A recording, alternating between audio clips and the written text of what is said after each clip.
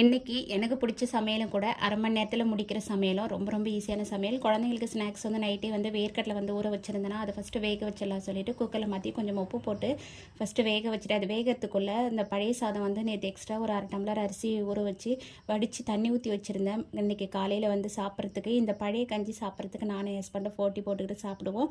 காலையில் வேறு ஒரு பாத்திரத்தில் மாற்றிட்டு அது கூடவே வந்து தயிர் உப்பு போட்டு நல்லா பசைஞ்சு மூடி வச்சுட்டு நம்ம அதுக்கப்புறம் ஒரு மணி நேரம் கழித்து சாப்பிட்டோம்னா டேஸ்ட் வந்து சூப்பராக இருக்குமா. காலையிலே ஒரு 6 மணிக்கெலாம் பசைஞ்சு வச்சிட்டேன்.